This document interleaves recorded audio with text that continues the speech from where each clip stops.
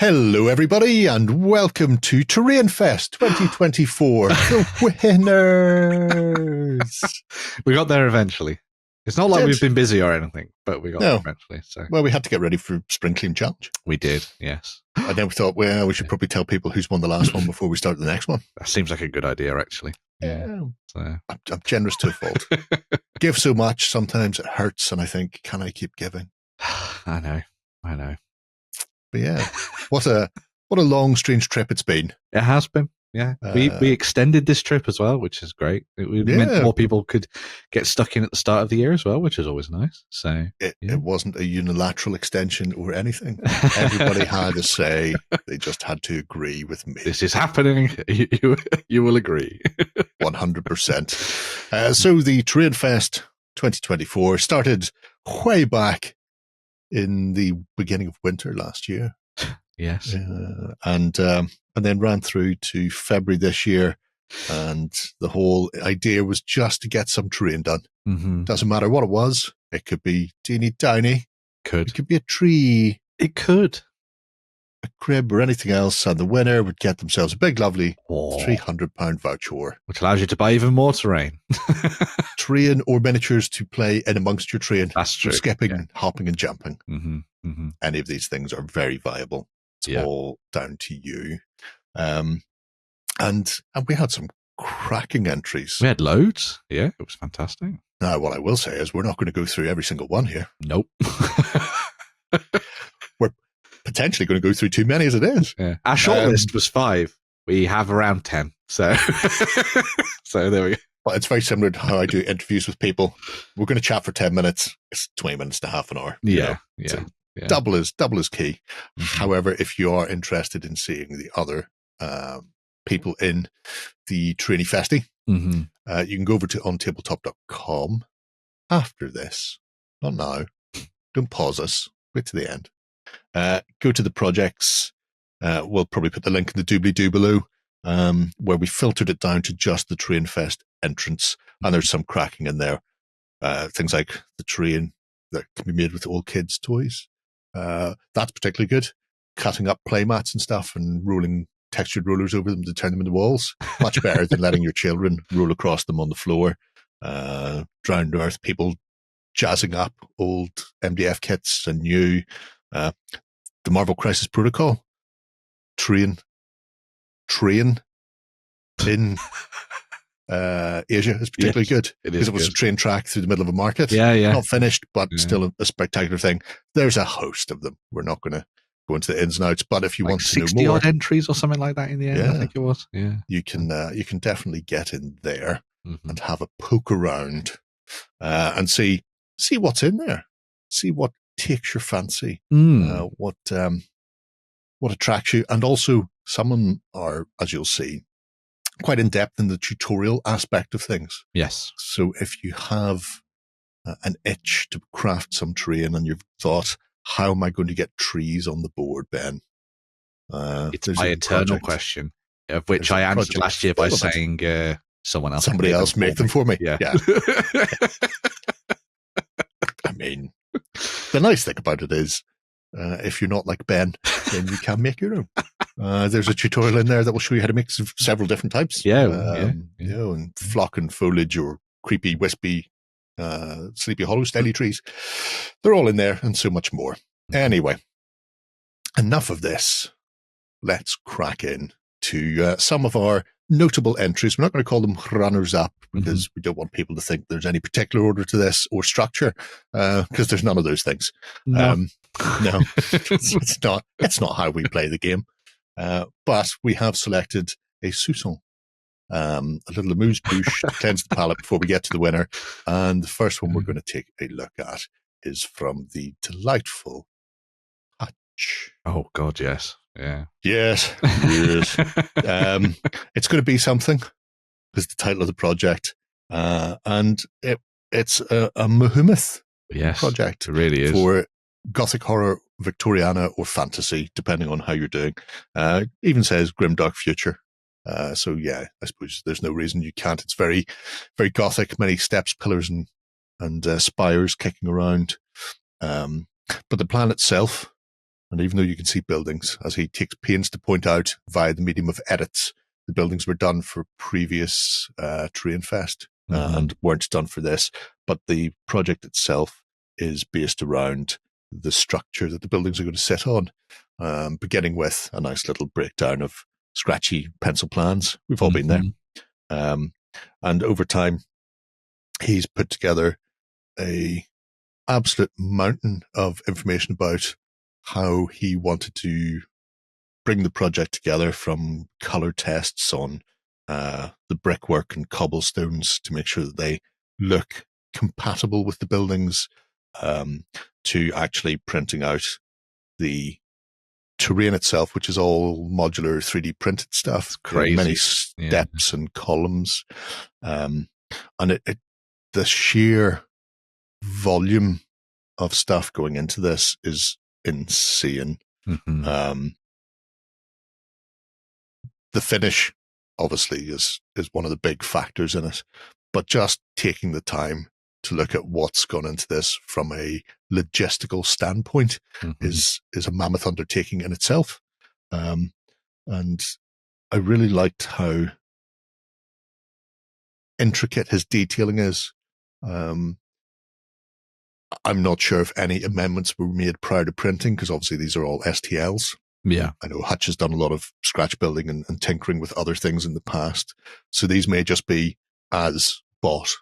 But then the actual detail work, the weathering, the way he's brought it all together is absolutely superb. And really one of my favorite bits are his lights, which are not just lightable, but removable and color changeable. Yes. So if he wants to make them ghastly green or haunting red, depending on the game he's playing, he can run the gamut. So fit the theme. Yeah. Spectral light is also doable. This is not even a smattering of what's in this project. You can see here one of the it's huge. One of the sections. I mean, the thing that really absolutely bizarre. The thing that really stood out to me was the fact that it was done to to give it like genre spanning usage. So not just being confined to, Victoriana steampunk style setting, developing it so that it could be used across a multiple genres, I think is a really interesting choice. And it gives the terrain a little bit more use on the tabletop as well, which is always handy. So rather than being like, I've built all this for one game, now I need to build another table this size to play a fantasy game on and stuff like that. Well, I mean, that's key. You see more of the lampposts in there, all the little button cell batteries that set on or set off. Yeah.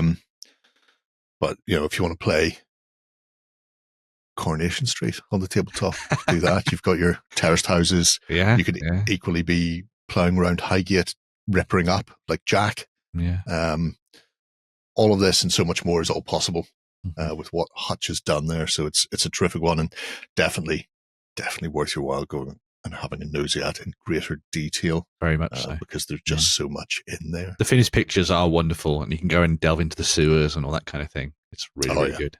So, But just the volume. Yes. Never mind the finish. Look at the quantity. As Lloyd would say, currently bigger is better. So. He gets that from his brother. Yeah, that's true. Who's up next? So next up, we're going to be sticking with the idea of building a cityscape of sorts, but this one's a slightly more ruined one. So we had, I think, someone who was a fairly new comer to the OTT community in Spit on Pigeons, which is a name that is legendary in its own right. But Spit on had built up a really interesting and diverse selection of terrain for use, building up a Frostgrave tabletop. Now, obviously, one of the things about Frostgrave, set in the frozen city of Felstad, and so you want to have a really nice mixture of ruins and stuff for you to delve into and explore, and the more the better when it comes to this kind of game. Like lots of intricate buildings for you to walk around in, lots of scattered terrain, plenty of height, and all that kind of stuff is always really important because it gives that really nice lived-in feel, or unlived-in feel, I suppose, for Felstad with all the shambling frozen skeletons walking around. But I think what Spit-On was able to achieve with this was really, really nice. It was a mixture of kind of 3D printed bits and all that kind of thing, as well as a little bit of tinkering here and there with kit bashing and stuff as well. But I thought the overall finish of what Spit-On had done was really, really nice. I liked the fact that you had that really good, cool touch of blue amongst everything. And it kind of elevated it to that slightly more sort of like Fable-esque fantasy level, which I quite liked. Yes. Which you see in some of the artwork for Frostgrave as well, when you're looking at Felstad in particular. But it was just essentially the intricacy of everything that Spit-On had done, which was really nice. And not overusing snow, I think, across these was really good too. Because I think there's a temptation to just blanket everything in it. It has thawed out. Yes. That is the reason people are there. So, and I think it all came together to create a really interesting and diverse set of terrain for games of Frostgrave. It was elevated somewhat towards the end with the fact that they then built a sort of like interior section of like a building to play through some solo games on as well, which I thought was really nice. Again, utilizing some 3D printable terrain there in order to bring that to life. But then, the finish of it is gorgeous. All the scatter terrain and everything thrown in there as well, I think really starts to add to this. I'm not sure if it's the Mantic stuff or if it's 3D printed in its own right, but I'm sure Jerry will pick out a couple in a second and be like, that looks like it. But in general, a very detailed project, packed with terrain and done for purpose as well. So very good. Yeah, nicely done. I adore, and I particularly like this because one of the things that is sort of part and parcel of Frostgrave is the city itself is supposed to be this extravagantly huge place filled with wizards in the past that was, palatial, so much beyond everything else. And generally when we play on a board with relatively small buildings or maybe a slew of ruins around the place.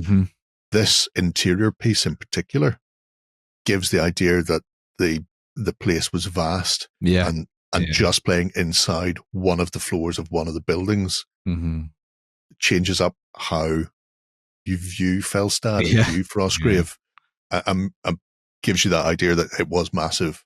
Why fight outside when there's whole buildings to explore? And it gives you that claustrophobic, small, compact, less lines of sight feel that you're supposed to have with Frostgrave anyway. Because sometimes when you're playing outside the buildings, it's difficult to justify why there's blocking terrain every 10 inches or 5 inches or so. There's only so many crumbled walls you can have blocking streets. But doing the interior I thought was a touch of genius. I really like great. Very nice. The overall finish is a interesting one. I'll watching your progress with great interest. Spit on. Yeah. Pigeons. Do you prefer pigeons? I don't know. It could go either way. We're going to stick with a bit of fantasy for our next notable entry. And this is notable for two reasons. The first reason is it was one of three projects that was dipped in and out of during the TerrainFest. So some people started quickly and then fell away. Some people didn't get out of the traps. They formed a project and then just never went to actually putting an entry in there. And others went, you know what, I'm not just going to do one, I'm going to do three, and I'm going back and forth. And that is the delightful Ewok kebab. The most flavoursome of all kebabs. They're about the right size for a spit. Yub nub indeed. And the one we've picked out is the magnificently majestic elven treehouse. Oh, it's so lovely, the finish, Yeah. The thing is, even though all three were terrain projects, they were all very different. So this was just one off. Then there was a drowned earth board's worth of terrain, and then there was the streets of Ankh-Morpork for Guards and Traitors Toll. Again, very dense terrain, but different. But this, I think, shows you don't need to, I was going to say, you don't need to go over the top. But then this treehouse is over the top. Vines, many, many vines. Yeah. So instead of doing dozens of individual buildings, there's just this one majestic bit of kit. And again, it's a 3D print, which I suppose opens up unique style of terrain more than in the past. But where it really shines is when he gets in there and gets the base painting done and decided it needs more. It needs to look like something that's actually a living, breathing elven treehouse. Yeah, rather than a kid's toy type thing. Yeah. So it's no longer the Ewok village. No. Because he breaks out all of the tricks. I'm fairly sure it's an entire store's worth of foliage and tufts and everything. Gamer's grass and Knock probably retired off the back of this, because you've got quite a nice color palette there. Yeah, and it has that Lothlorien elven. It does, yeah. With the white walls in places, it's not totally wooden. But it's when they start to go, you know what? I'm going to start texturing it, adding in the bits and pieces of scrim, flock, static grass, tufts to actually make it look like something that's been grown and weaved. It's the fact that it's naturally, it looks like it's naturally placed as well. So it doesn't, there's a temptation when you do stuff like this to make it ordered, to be like, well, I need 4 leaves or 4 flowers on this particular bit of root. Whereas obviously Ewok's gone in and just kind of like, just played around with it and sort of tried to make it. That's certainly true for the tree itself. But then around the actual domiciles, he has gone for the ordered look, because you've got the contrast then between the vines growing up and then the actual tended gardens, if you will, around the actual houses. So that gives a good example of just the volume of scrimmage and the like going up the place, sea foam and all at the ready. But then when we get down to so much shrubbery, when we get down to the actual completed part, you've got that. Yeah. I want my house to look a bit where the elves have actually planted it around the rim of rooms and things like that. Yeah. And then you start to get the planted garden feel, even though it's several elevations above the ground. Yeah. And that, as a finished piece, has a spectacular look. It really does. Yeah. I mean, if you're looking for a centerpiece for an elf table, you could be a board in its own right. A gaming space in its own right, almost. I mean, there's plenty of room to go uphill and down dale, so to speak. Yeah. Via stairs, and I believe I think you can still get in and out of the rooms. I know at one stage he was showing off work in progress and they didn't have any of the roofs on. I'm going, that's really handy. You've got somewhere to put your drinks. And then you've got all the roofs on top when you can't put your drinks there anymore. Well, it's no fun. But I do like it because it's a different aspect of terrain finishing, I suppose, more than the build itself. It's how you can take something that you could quite happily just dry brush and wash the bejesus out of it. There's texture on the trunk, there's texture on the vines and on the building and everything else. But just taking that extra step, I thought was really good. Yeah. Very fun. Very nice. Very nice. Yeah. Right. Going from very pretty, the beautiful, delightful, well-trimmed garden of the elves, but into something a little bit grimier. Yeah. So this one came from Liam Fishwick, and this one is the one that we had a look at on Cult of Games XLBS. We gave a golden button for it because it was just awesome, but we wanted to revisit it because it was just a really nice kind of single piece project almost. So this was a Necromunda fighting pit that was sort of made out of it's like a serving tray, a tea tray, because Liam and their fellow gamers were looking to put together a fun fighting pit for use in a particular scenario, and obviously with TerrainFest, this meant that there was a perfect opportunity to do something fun. And I think the thing that really drew me to this one was that it was, again, taking something that was essentially fairly boring and elevating it with lots of really cool kitbashy, converty style techniques. So it's using things like plastic card, it's using sprue cutoffs, it's using netting from barbecues that you use to make sure that things don't fall through into the fire.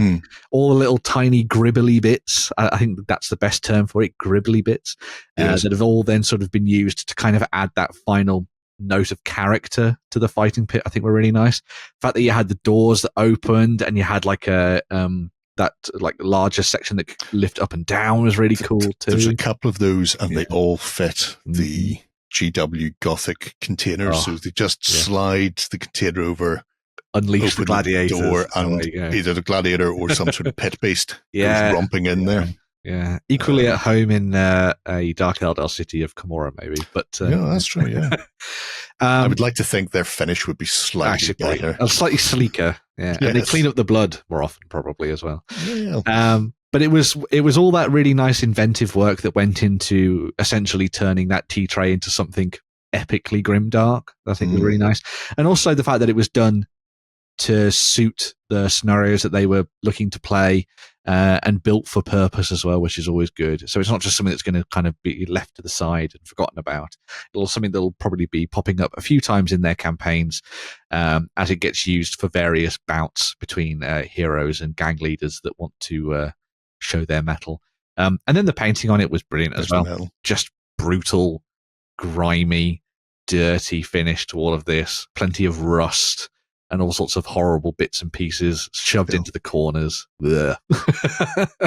Gory, but beautiful at the same time. I really like the wrapped chain link around the top as well. I think that's a really good stop touch. Fighters escaping. Razor to stop people getting in. Stop people getting out. Yeah. It's just wide enough for you to throw grenades through. But yeah. Other than that. One of the things that I really like, and you can see it well there, is that massive X in the middle is straight off the Necromunda sprue for the bulkheads from the old terrain. Yeah. So even though it doesn't, there's a few bits and pieces glued on the outside from GW kits. Yeah. But there's nothing on the outside that really, it's not festooned with Imperial Eagles. There's one or two skulls. Hey ho, they are where they are. But that, more than anything else, to me, screams Necromunda. Yeah, it's the thing that ties it in with the rest of the stuff that exists out there. Yeah. And I really enjoyed the fact that it's just a single little set-on piece of terrain in the middle of a big board. It's welcome to the pits. Yeah. It's very definitely a lived-in world. Yes. And the fighting pit itself is, central. To whatever madness is going on. A characterful piece of someone's collection that probably, no doubt, is going to end up being that thing where they go, "Can we put the fighting pit on the table again?" Okay. But even if you don't use it, even if it's off center in a corner or whatever, it lets you know what area you're in. And because in Necromunda you hold control of various zones, well, at least you did in the old days. I have no idea if you do these days. Being able to go into the area that has the fighting pit. And control of it, swapping back and forth, and possibly the resources that you gain. Everybody wants the fighting pit. There's plenty of money to be made holding on to that territory. Very true. So it's a really a characterful piece. Yeah, characterful is the word. I was vaguely stumbling for it. It's really good to see something very scratch built. There's a few full on scratch builty types in the TerrainFest this year. And that one I think is typical of how I used to build terrain growing up. Occasionally still do when I have the time / inclination. And another, but in the fantasy vein, comes from one of my favorite community members. Why are you laughing? We don't have favorites, Jerry. I do have favourites. It's Lovecraft, who's a cat. Yeah. No opposable thumbs, and yet still bangs out cracking terrain. And weirdly, another set-on individual piece produced for another GW game of old. Yes. In this case, Mordheim, rather than Necromunda. Yeah. Say late 90s, early 2000s. That was the best time. And again, another fine example of the model maker's art, shall we say, where you can get in there and build something very bespoke. In this case, the mock-up via the medium of cardboard is a great way of doing it, especially for something as ramshackle and stuck together as Mordheim. Yeah. You know, it was a city once, and then it got exploded, and now bits and pieces have been sort of cobbled together here and there.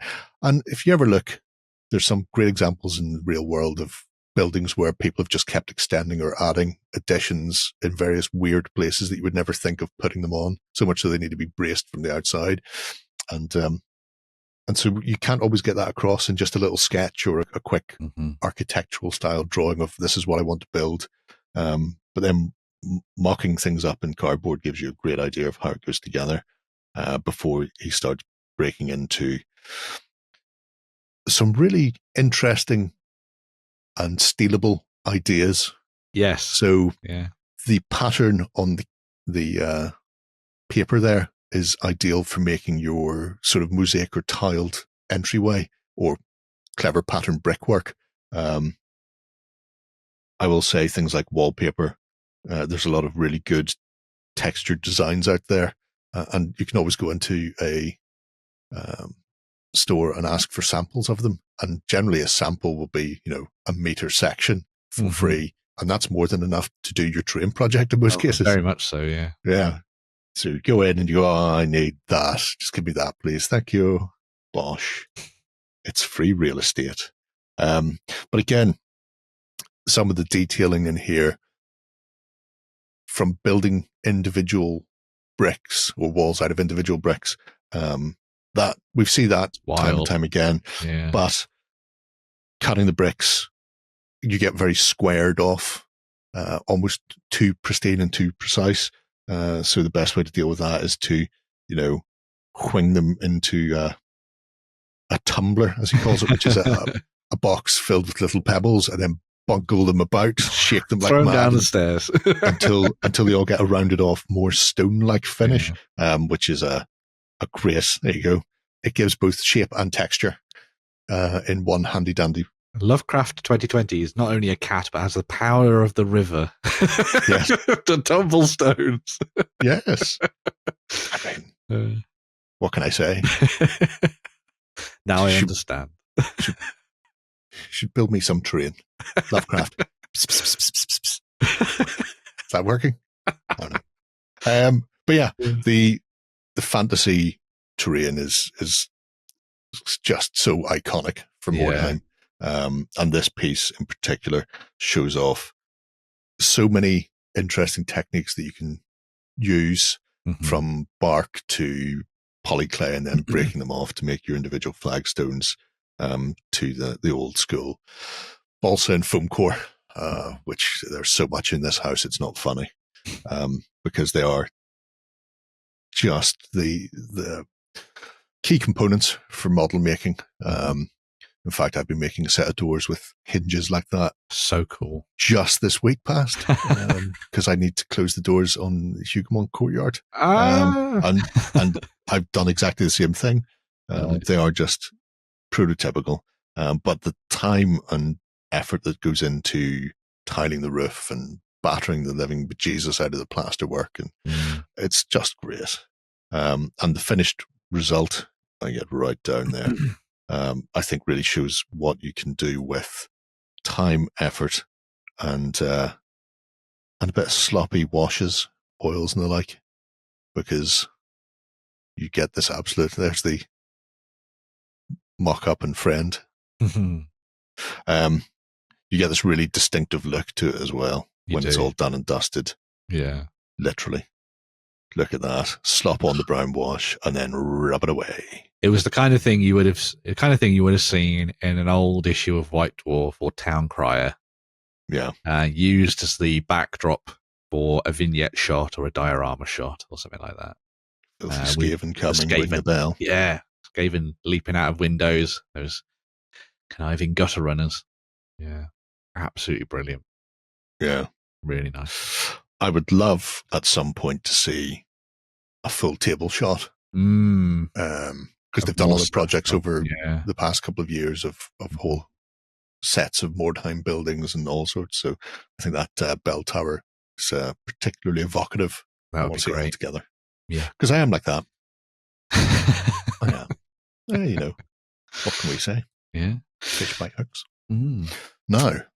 It's quite a lot of big stuff. 28 mil bits and pieces. But we didn't just get 28 mil fans in. Yeah. Got a whole host of people doing random stuff in random scales. We did. Yeah. Where are we going to start with these? So starting off with Hairy Brains, who has been working on some Legion's Imperialis terrain, following in the footsteps of Warren, who was very excited about that last year. So this was a mixture of different bits and pieces. The whole focus of it really came from the idea of kind of modular 3D printed tiles that are then used to slot together to create the board sections that you see here, alongside a bunch of official GW terrain as well, then that is then sort of put on top in order to give that sort of final look for Games of Legion Imperialis. I think what was quite nice about what we saw here, initially for me, was the color schemes of everything. Whenever you think of Warhammer, I think there's a tendency to just be like grey. Like Poland in winter. Yeah. Everything is shades of grey. Grey, covered in ash and soot, that kind of industrial vibe. But then when you go back to the era of the Horus Heresy, obviously this was a time of, you know, resplendent cities, a vibrant Imperium. And so to that end, you would think that their cities were built in a certain style. And I think going for that slightly more gold look, I think, is a really nice touch for this, especially alongside those kind of, I'm going to say like blue streets, or like onyx blue, I think would be a nice way of describing it. That really helps to kind of sell the look of that kind of glory day of the Imperium. I think then having the extra weathering steps going into that to show that this is then suddenly a era of decline is a really nice kind of extra touch to this, and gives it that slightly more realistic, lived-in battlefield style look, which is a really good touch. And then having all the buildings done in a similar style as well, I think was a really good addition to this as well, to kind of blend it all together, which is always good. It's having things like the big towering spires alongside the ruin sections as well, I think is a good addition. So you've got that height element built into the board, which is always nice. Yeah. When you see it all together like that as well, I think it's a great finished project effectively for some games of Legions Imperialis. Very nice. Good use of washes. Yeah. I do think it's like you say, the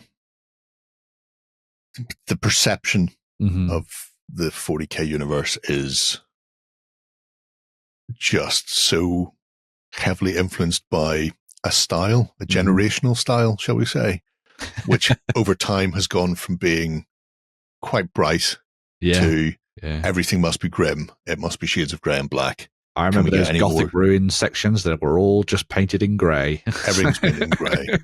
And going, well, you know, how do you differentiate pre-heresy from post? Well, why not have that shining example of humanity at its finest? Went out there and smashed all the aliens. Yeah. And some really nice bits and pieces in there as well. I particularly like the stippling on the tiles. It's a nice touch. To give some form of detailing to the flat areas. Obviously, there's pathways and like around it, but the big, large slabs are mostly flat. We saw quite a few projects that had that modular nature to them as well this year. Like there's a great one by Collins, which is all about Frostgrave and building up using the Sarissa modular tiles and things, which you can go and check out by diving into the links and stuff below. But there seems to be a real flavor for modularity again, so that you can make more use of tabletops and sort of use the terrain that you already have to create interesting and diverse setups from essentially less work, really. So which is always nice. It is my favorite. Less is definitely more in that regard.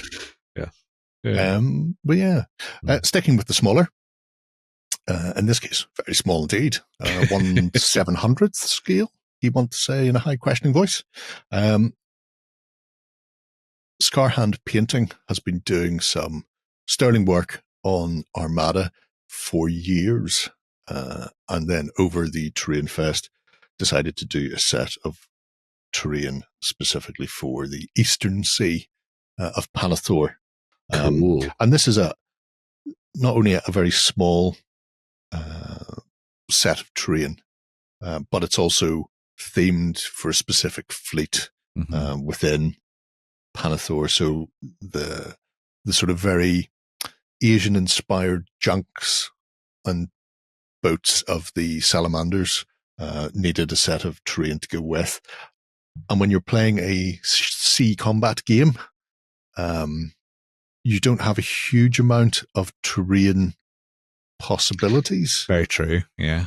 And you can't load a board with tons of islands because then it becomes unplayable for the boats. We've all run aground, sir. Everybody's run aground, and now we're forced to all fight together. So Scarhand had been doing a selection of little set-on pieces that could either be imposing bits of sort of blocking terrain that would allow you to do some clever maneuverings around. And in this case, you can see the introduction of little cherry blossom trees and the like to the boats is sort of replicated on the Giant's Causeway there. Mm-hmm. And I haven't just picked this because it's the Giant's Causeway. Nerd. But even things as simple as sort of areas of, I'm trying to remember what they're called in game.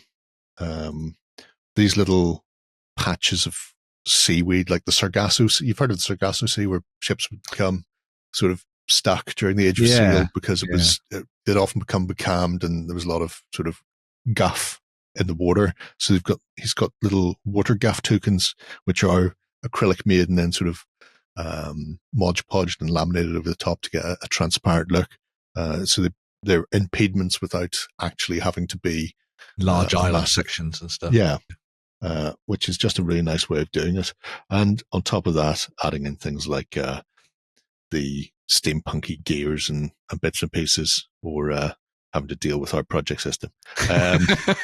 It's all really good. But it's a good example of what you can do for a host of naval gaming.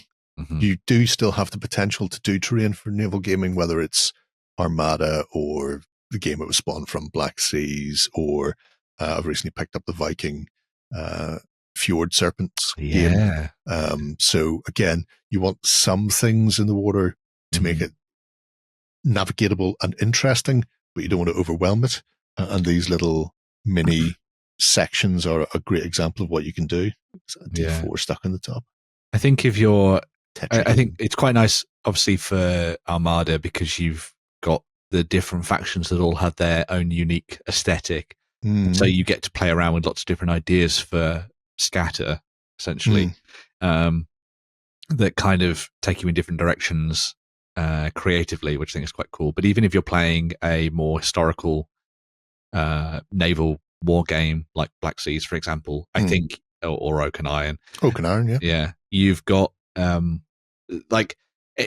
it takes quite a while to paint little tiny ships, and so sometimes it could be nice to have a little bit of a break. And so why not build and paint a sea fort or something? And because there's plenty of them around, and that comes up in a lot of different scenarios, like raids on seaports and things. So build one of those and have little cannons on the top and all that kind of thing, and it'll suddenly just add something a little bit extra to your boards. So sandbanks and bits and bobs, and everybody needs a bit of the Giant's Causeway somewhere. Yeah. And there's a nice little montage at the very start of the project where he's done a collection of little terrain for sort of every fleet. And up there you can see there's a variety for different things, including some floaty rocks and stuff. Cool. Which is to get in the way of flyers. It's a fantasy game, and sometimes, you see Shoe some off sort of dragon. You see elven dracons or dwarven dirigibles coming your way, and you think, I wish there was a floating rock in the sky with bombs into them. a lot of those were done years ago, but it's nice that that every sort of fleet gets a little bit of bespoke terrain, and for gaming in the smaller scale, it is nice to be able to go, here is my elven way fort for Warmaster, here is a dwarf set of trench works or whatever for fantasy battles or whatever it happens to be. You've got the potential in smaller scales to have terrain to match your armies. You do. Fleets, you do. Yeah. Which is cracking. We have another small one to look at, though. Yeah, we do. So capping things off, we're going back to the world of sci-fi. And this project came from Holly, who had been inspired, very much like Warren of late, actually, to start diving into a little bit of tiny Star Wars. So they wanted to bring together a tabletop that would be used for sort of epic style gaming, kind of like 6 to 8 mil, which you can find a lot of online right now. And this tabletop was going to be kind of built to represent Mos Eisley. And even though it was never finished, this project, I think it was a really fascinating look at Star Wars in a different scale. A lot of the focus at the moment has obviously been on kind of like 28 to 40 mil stuff, people playing Shatterpoint and Star Wars Legion and all that kind of thing. But the game's not dead, Jerry. It's not dead. But did I say fire sale? I didn't say fire sale. But what was really fascinating about Holly's project here was just building up those incredibly recognizable buildings and that aesthetic of Mos Eisley, using really recognizable shapes and ideas, referencing them to kind of the ships that you would have seen in some of the reference bits and pieces in there. So you've got the right size for all the hangar bays that they drop into and all that kind of thing. And I really like the idea of it, again, being slightly modular with everything sort of built onto those tiles almost. So you've got like large street sections and things that can be built up, the domes themselves and all that kind of thing as well. Wow. It works so well. Well. You have to eat the toffee first. God. I love them. Love them. Honey. But yes, I think what's really nice about it is that the way that then everything was built up. Yeah. It gives the impression of the streets of Mos Eisley, because when you look at them in the shots in the movies, they're big, huge sections of street that are really wide across, but then with like big, long lines that run all the way down the side. And so you've really got that impression from the terrain that Holly has built. And I just look at those little tiny. I really want to see this finished. Hopefully, this is going to be a spring clean challenge project or something. That'd be really cool, because I love those little buildings. I think they're absolutely gorgeous and perfect for kind of like setting up this kind of scene. And once it's all together, I think you create a beautiful tabletop, especially with a really nice desert base to it as well. But it shouldn't. I would imagine the painting of these won't actually take that long, because it's all just a lot of sand. It gets everywhere, as Anakin will attest. Well, so, it does. Yeah. But yeah, it's gorgeous looking terrain and a great idea, if nothing else, and will hopefully maybe inspire some people to start looking at small scale sci-fi. Maybe. Yeah, so, I really like the buildings. Are really they're lovely nice buildings. Yeah. Are they all plastic card? Because they feel all plastic card, but at the same time, they're from Santorini, board game Santorini. So they're being reused for Star Wars, which is always a good use of board game components. Sometimes, yeah. Oh, 100%. I mean, they fit the look perfectly. So yeah. Yes, hopefully that will get a finish. And you see what I mean about like the kind of modular, like the straight lines. That's really Mos Eisley when you think about it, like in your head, like the old films and stuff. Yeah, but beautiful. When I think about the old films, it was like one street. Well, yeah, that was used repeatedly. Then the old films got revisited, and all of a sudden it became a much bigger place. But yeah, absolutely cracking stuff. Yeah. So yeah, big and small. We've seen some absolutely fantastic bits in the whole slew of TerrainFest. We've one final interesting terrain project to take a look at. I will say this: a lot of what we've looked at has been really good. this one came within a gnat's chuff of being the winner. It was so tight. And again, something from our youth. In this case, well, something definitely from my youth. A very old school set of orc buildings. Yeah. That have been scratch built and bundled together from a whole host of things, including like your favorite thing in the world ever, Ben. The bolt action plastic ruined building. You know, it's become a meme now. It's on the Warlord Facebook in the comments about the bolt action. You in particular. But this was a whole collection of terrain to be built up for a classic old hammer 40k style of army. I will say, and I believe even in the project itself, generally these would have been baseboard of MDF or chipboard and then polystyrene on the top. However, when they went to make the hills, they realized they had no polystyrene in the house, so had to improvise. So it's actually to the cardboard. It's actually 2 layers of board, yeah, with upright boards in between to keep it rigid, and then just all of the corrugated cardboard cut into wedges and then plastered over and sanded down to get the hill shape. Does the job. So, 100%, it does the job. They will probably weigh a metric ton. They will never warp and never drop one on your toe. And they have flat tops, so you can put artillery on them. You can put miniatures on the top of your hill without them going away. Yeah. That in and of itself would be delightful, as is that colour of green. Sweet, sweet goblin green. But everything that they've done in here has been absolutely superb, because it just shows how much time and effort has gone into here to make something that is distinctly orc-like and specifically Rogue Trader / Second Edition. Yeah. When the orcs were still fun, before the orcs became knuckle-dragging green gorillas. You've got things like the orc glyphs on the front to tell you it's a mech boy and blah, blah, blah, blah, blah. And if you have the old codices, or Warg, here we go, whatever, there will be a list. Clearly a Greg's, right? Could be. But they had the old glyph alphabet, so you'll be able to see. Oh, that's cool. To see what they mean. But this was one of my favorite pieces, the Mech Boy workshop, because the interior work in it as well was particularly funny. Things like the dirty tire marks as they get rolled in one side and out the other, the tools, including the coffee cup, the mug at the side, and the wrench. You know, even the orcs have got to have their coffee. So yeah, the calf. Yeah, so. And the additional detailing on the inside was absolutely terrific.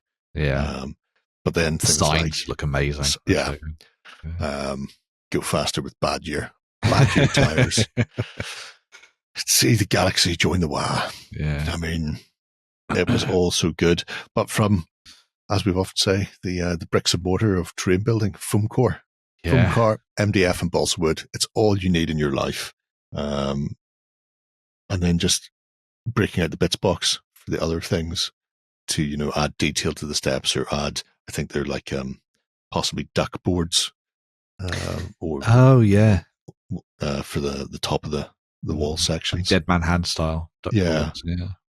That's what they got, that slightly uneven look to them. Yeah, and the pegs that are used to hold them upright are actually what should be on the floor to give them a raised area for your Wild West.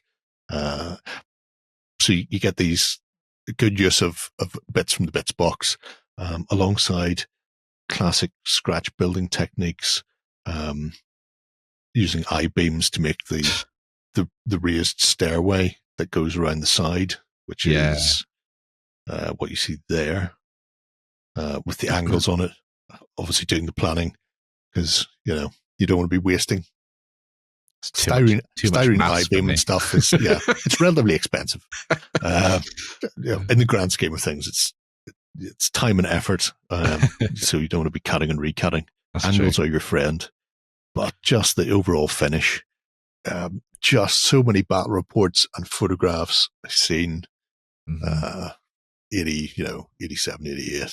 Big, brightly coloured, monoposed orc plastic miniatures sitting on the top of those. Big, chunky lead boys sitting on those is what they were. I mean, there's a prime example. Standard reference orc. Standard reference orc. Look at that. Yeah. Just scraping heebie-jeebies. Beautiful lead. It was all the, as you say, the little bits and bobs on these incidentals, the attention to detail on the outside of the building, so doing that kind of plaster style work, the stucco type thing. That, I think, more than I think the colors are one of the things that makes this so incredibly retro-y, old hammer kind of Warhammer 40k or old school orc. But it's weirdly the texture on the buildings that I think more than anything really sells that. Because that's the thing you would have seen back in the day when you had the little tiny ping pong ball, cacti and all that kind of stuff. Yes. So, the Adobe buildings everywhere, because Adobe was very much a feature of the Norks. And then wood slapped all around the top. And the nice thing about using plastic duckboards is you're not having to cut out a million boards of balsa wood to put up there. True. It's also a bit more robust. Although I would generally use sort of 4mm balsa for my boardage around the top. There you go. But just everything covered in checks and dags, and it's just such a nice, cohesive set of really bits. Is. Yeah. I absolutely adore this. from start. I mean, Jerry wants some for himself. Yeah. I don't collect orcs. There's even a little Derek there as well. Yeah. So, yeah. Was that the name of the orc standing by the door? Yeah. Lil Derek. Look at there. Classic Scatter terrain as well. Really nice. Yeah. Scatter terrain with a shock attack gun behind it, because sometimes you need to put snotlings inside of a Terminator. Yeah. Some classic orcs to go alongside it as well. Yeah. Which there's an RTB1 helmet there on that base as well. Which is cool. Well, there would be. Yeah. That's how you deal with Space Marines of that era. Flamethrower. Yeah. Very classic cool. las cannon. Back when orcs used to use las cannons like everybody else. And else. that luridly green over the top flock. It looks like wood shavings or coconut. Oh, it probably would be. Well, definitely back in the day. You can still get it. Jarvis and the like still do the wood sawdust flocks. But you can make yourself if you need to. Yeah. I mean, it's just... Yeah. Oh, my youth, where have you gone? Down the back of the bar. It's in this project. It's very much in this project. It is cracking. And like I say, all of the train projects were great, but that was a bum squeak away from being our winner. It really was, yeah. But yeah, there can only be one winner. There can only be one winner. Yeah. So the winner of TerrainFest and the recipient of a £300 voucher, thanks to the folks at Wayland Games, thanks again, is, and I had to take this one, is... you didn't have to, but you said you were going to. I should and then take this one. Is threatened to beat me with a bag of Satsumas if I didn't let you. Yeah. Is Montague Blackwood and their project, which was for an amazing set of Moonstone and whimsical fantasy adjacent terrain that could fill in any gap for Arcworld and beyond, but mostly Moonstone. Mostly Moonstone. The thing that really sold us on this was when me and Jerry were talking about this one as we were kind of narrowing things down and trying to work out what the winner was going to be. I think what really sold us on Montague's project was just the amount of effort and detail that had gone into essentially building so much of this from nothing. One of the things we talked about is that for example, a selection of the larger sort of pieces that have kind of give off that weird, whimsical, fey feel like the sun that you see there, rather than going to a craft shop and buying something like that you could easily get your hands on from Hobbycraft or something, and then sticking that in, Montague Blackwood went to the effort of sculpting it themselves and making it from the very base using the reference images to then slot into their already kit bashed and converted terrain as it stands. So it was just that extra level of effort and detail that had been added into the mix with this project that kind of took it over the finish line, I think, and sort of like gave them the win, essentially. Just giving you the side eye. Yeah. I think that you picked my project, eh? I also think what's really nice, the thing that really works as well is that it's just so different. Like, I think there's a tendency when you think about fantasy terrain to be like, right, I need some rocks, I need some woods. Yes. That's probably about it. Maybe a campsite. But obviously using games like Moonstone and games like Ark World as an inspiration, and the artwork involved in those games takes you on a different path when it comes to how you think about your terrain, because you start to think about kind of like art pieces and how that would then blend into being useful as sort of terrain. And, you know, this, we're going to build this up as essentially like a hill or a building, but I'm going to have a massive star in the middle that then has little walkways that build up around it. And then you've got things like this where they're kind of like capturing, I guess, maybe these are larger shards of moonstone that have been kind of like encased on the ground, or who knows? Who knows? Maybe it's full on bits of moon that have just collapsed, fallen to the earth. Maybe they've been designed by a wizard. Who knows?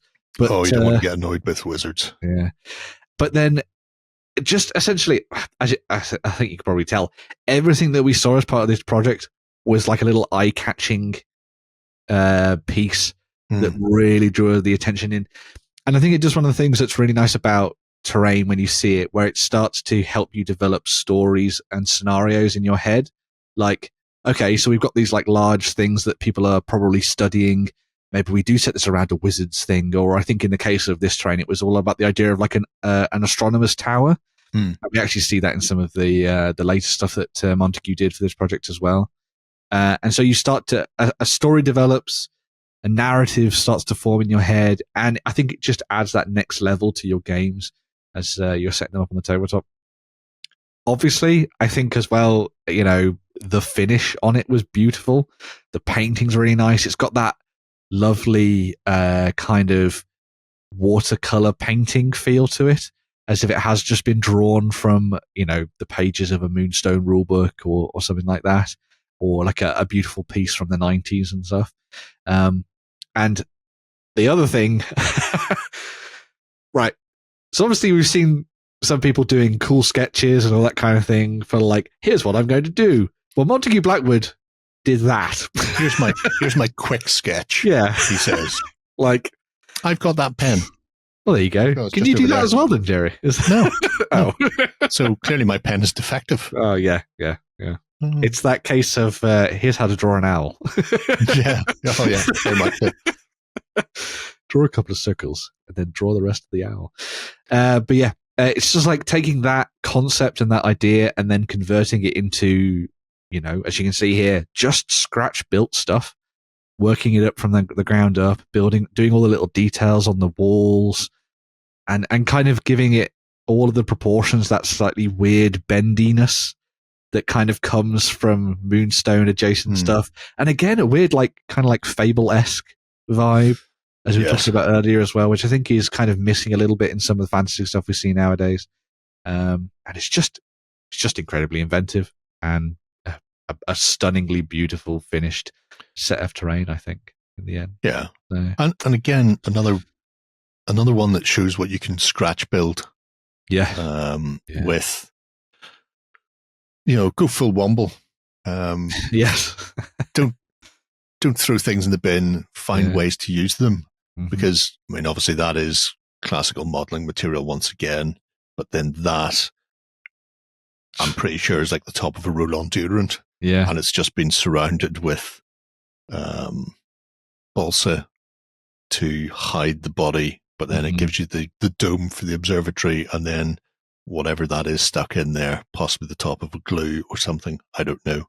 But all of a sudden, you've now got a telescope.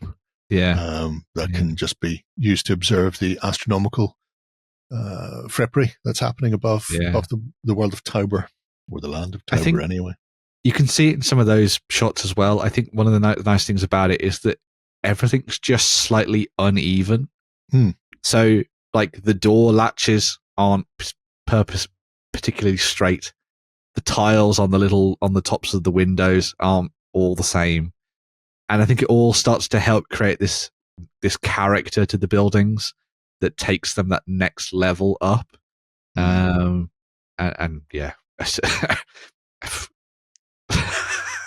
To be fair, terraforming Mars is a bit of work. So it is. But just look at that. Yeah. And I mean, we've already talked about trees. And yes, there are some big... The old Citadel ones there, yeah. Citadel ones. But then because there's a whole other page of this project that we're not even going to get into. About the weird ones. Yeah. Where you've got weird bits of tree that are made out of beads and stuff and have a color flip or hologrammatic paint style to them. Because the thing about Moonstone is you never want a very dense board, but you want it to have enough stuff on it that people can't easily run around or run up to things. And so a lot of little scatter pieces is better than a few big pieces of terrain. And this, I think, with what they've done, you can easily split this into 2 or 3 boards worth of stuff, because you just need a theme. So you could have your star with the crystals on one board. You can have the weird observatory and some of the little trapped moons potentially on another. And asteroids, meteors. Whatever they are. And he's playing La Chevalte as well, which is the best faction to play, I was going to say. So well done them. But I mean, he's painted his shades already. Shocking. I need to paint my shades. But the finish on the paint jobs, I think, is really nice as well. It is, yeah. Oh, look. Hello, Frenchie. Moonstone tank. Yeah. And even not quite a battle report, but we did get to see them on the table, which is delightful. It's always important. Yeah. Yeah. It was just such a nice project to dip in and out of throughout the period and see things coming together, see the observatory built, see Eric on top of it. You're not getting that elk back down. So we learned that from Pratchett. You can get a donkey up the stairs of a minaret, but it ain't coming they down. go splat off the top. Somebody needs to fetch a flying carpet. But yeah, just amazing. Beautiful stuff. Yeah. So yeah, and our worthy winner. A worthy winner. So yes, please send us your details, Montague Blackwood. There'll be all the details and stuff that you need to fill in the prize claim form. You know what? I'll put a link down to it below so you can go and find it. Very decent that way. And as you were saying though, Jerry, out of 60 entries, this was only a smattering of the awesomeness that we saw this year. You guys push the boat out when it comes to TerrainFest, and I'm sure you're going to do the same again this year as well when we hold it once more towards the tail end of 2025. So yeah. And I'll get my extension in before we do it, so you won't have to worry about being extended. But yeah, it's been terrific looking through and seeing what people have been doing, from the very, very big to the very, very small. And it's definitely worth, like I say, going over to the project system, have a poke around and see what's in there, because there's been so many more fascinating projects. Really has. That I can steal ideas from. Modular Moonstone boards, modular trench works, all sorts of things. But yeah. Thank you very much for joining us. Yeah. Congratulations to Montague Blackwood. A geranium is on its way to you. Anyway, till next time. Bye-bye.